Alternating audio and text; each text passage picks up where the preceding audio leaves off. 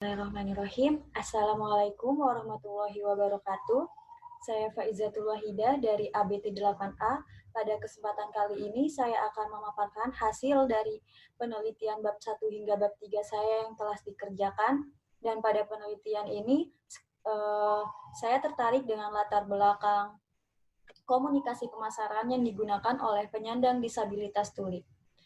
Di dalam perkembangan bisnis yang sangat pesat, menimbulkan persaingan pasar yang cukup ketat.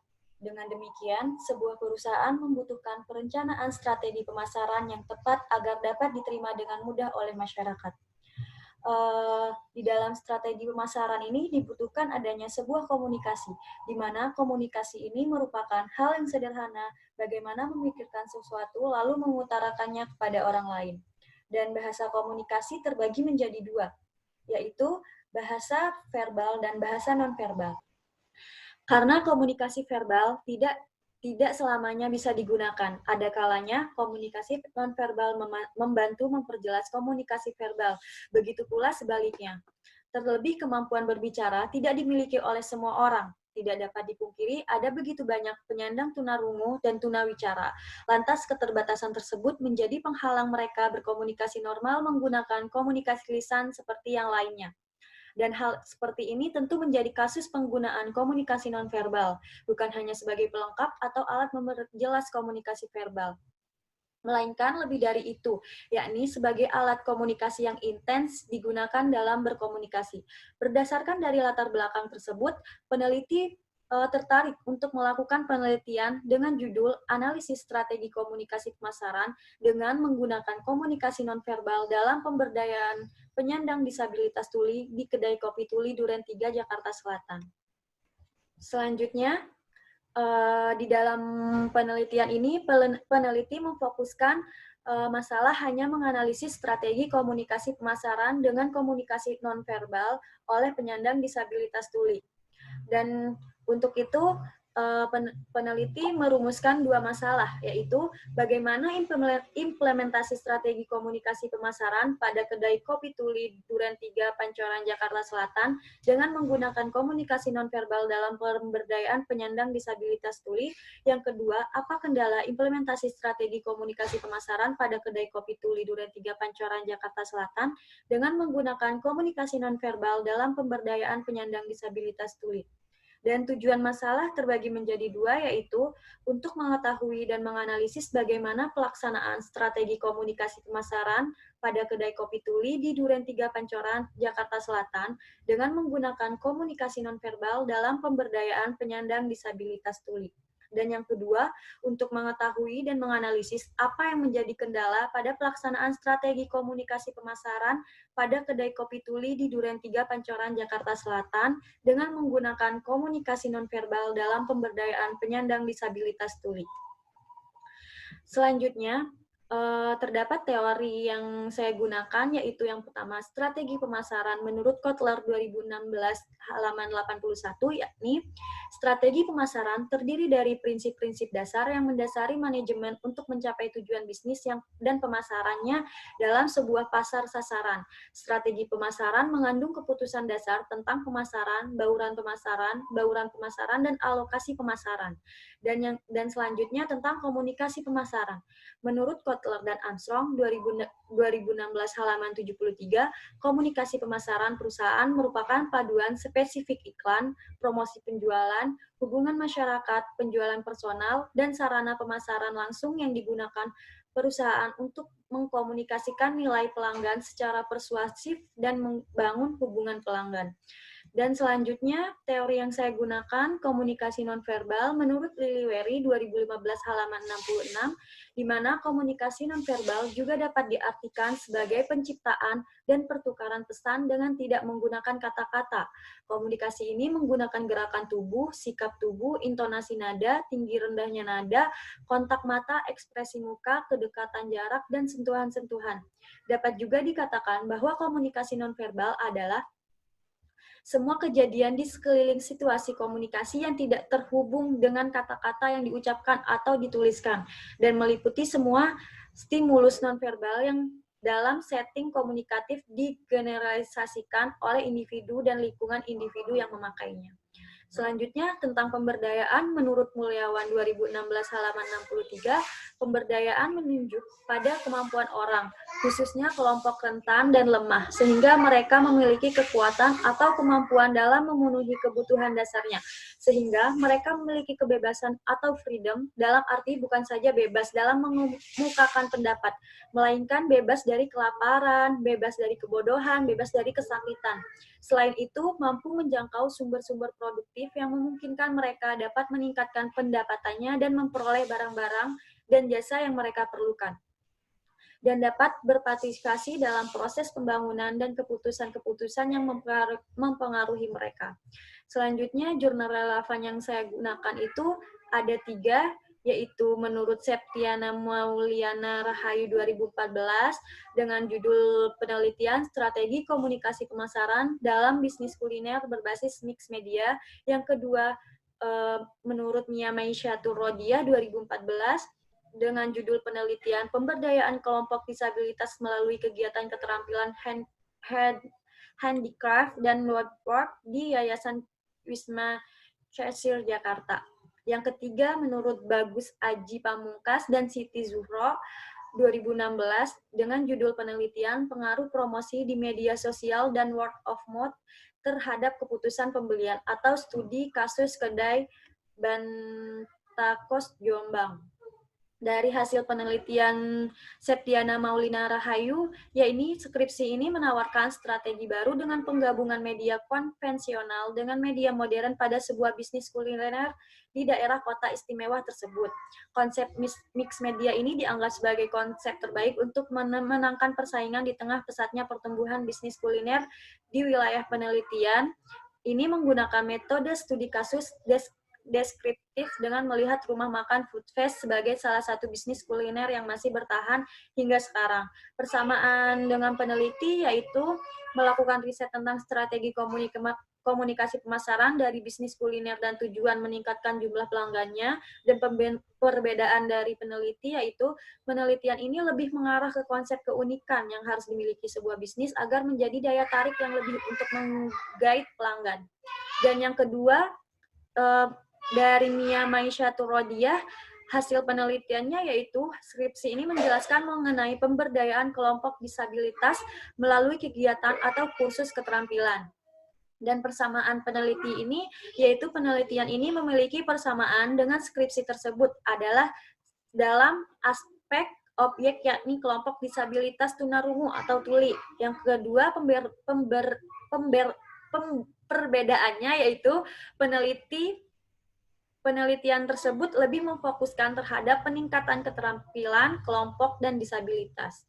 Yang terakhir, hasil penelitiannya yaitu hasil penelitian ini menunjukkan bahwa variabel media sosial dan word of mouth sebesar 27,5%, sedangkan sisanya sebesar 72,5% adalah variabel lain.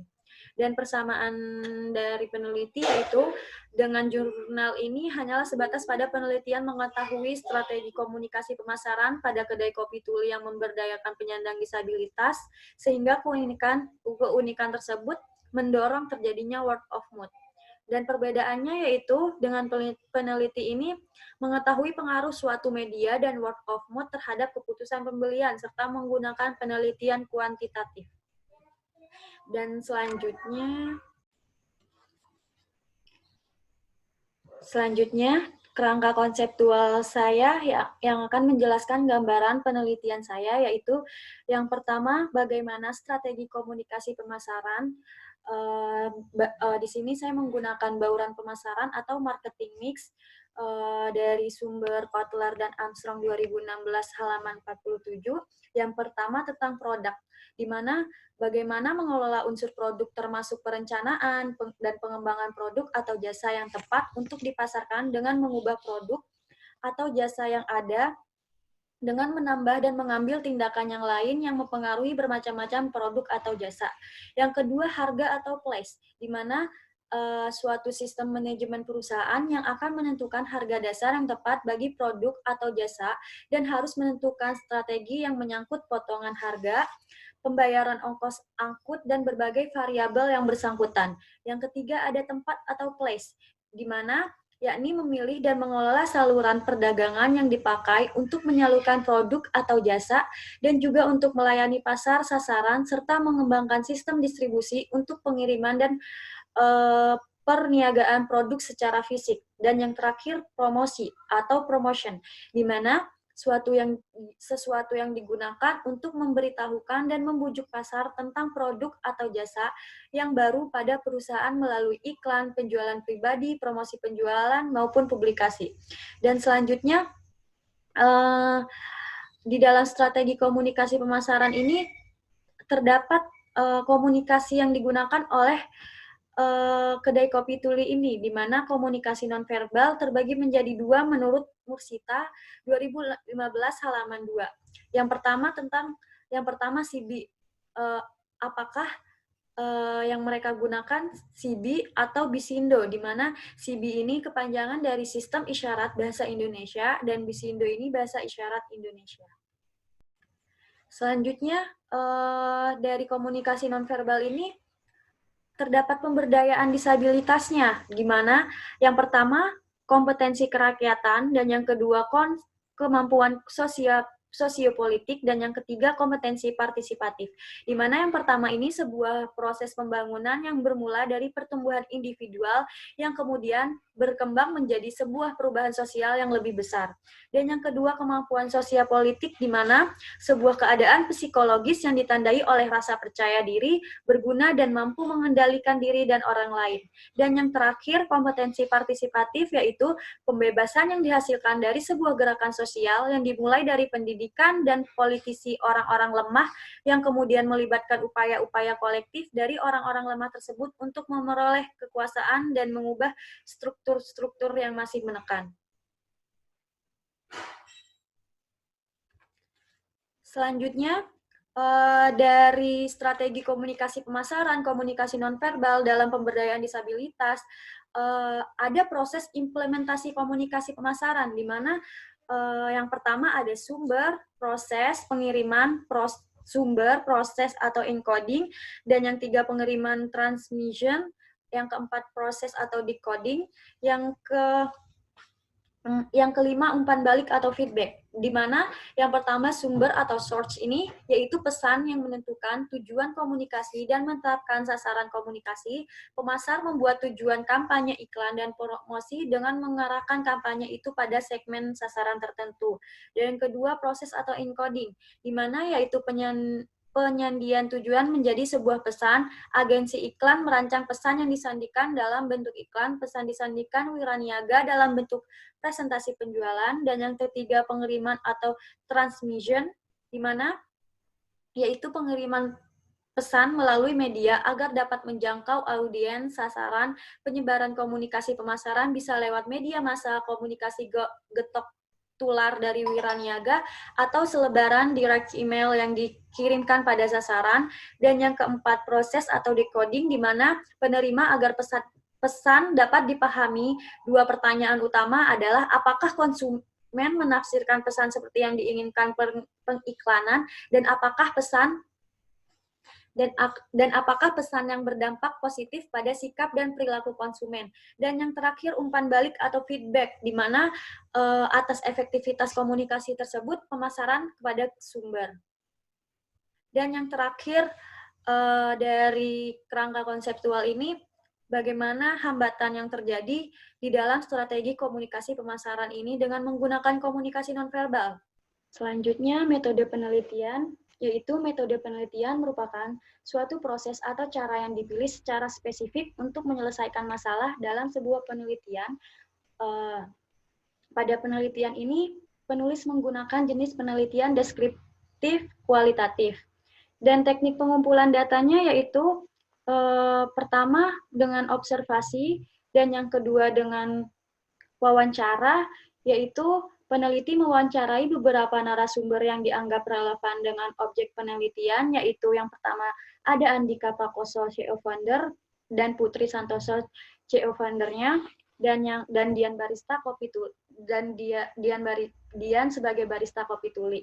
Dan narasumber tersebut dianggap relevan karena narasumber berada dalam wilayah pemasaran atau orang yang merencanakan dan menjalankan secara langsung Dan selanjutnya, dokumentasi, di mana dengan metode ini peneliti mengumpulkan data dari dokumen yang sudah ada, sehingga penulis dapat memperoleh catatan yang berhubungan dengan peneliti seperti gambaran umum kedai kopi tuli, strategi yang digunakan di kedai kopi tuli, cara berkomunikasi antara barista tuli dengan konsumennya atau disebut juga dengan teman dengar, serta catatan-catatan, foto-foto, dan sebagainya.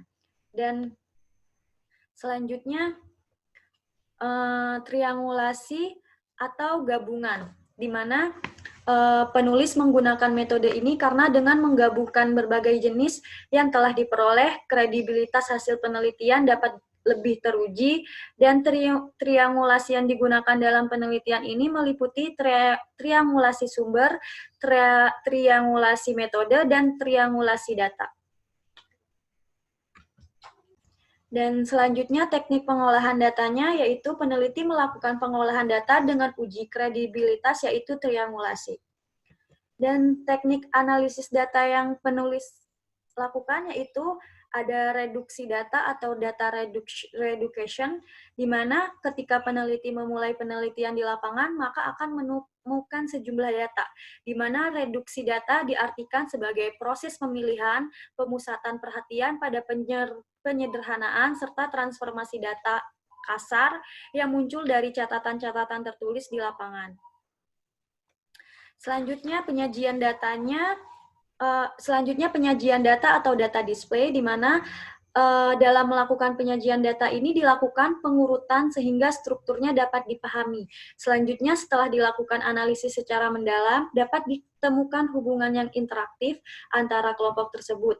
Hal tersebut dilakukan guna menyusun informasi atau simpulan sementara, sehingga peneliti dapat memahami apa yang sebenarnya terjadi dan memudahkan untuk menyajikan data. Dan yang terakhir, penarikan kesimpulan atau verification, di mana kesimpulan awal yang dikemukakan pada tahap penyajian data bersifat sementara, sehingga akan berubah bila ditemukan bukti-bukti yang kuat yang mendukung perubahan simpulan tersebut. Dan proses mendapatkan bukti ilmiah inilah yang disebut sebagai verifikasi data, dan apabila kesimpulan yang dikemukakan pada tahap awal didukung oleh bukti yang kuat dalam arti konsistensi dengan kondisi yang ditemukan saat peneliti kembali ke lapangan, maka kesimpulan yang diperoleh merupakan kesimpulan yang kredibel. Terima kasih, sekian presentasi dari saya. Kurang lebihnya mohon maaf. Wabillahi taufiq wal hidayah. Wassalamualaikum warahmatullahi wabarakatuh.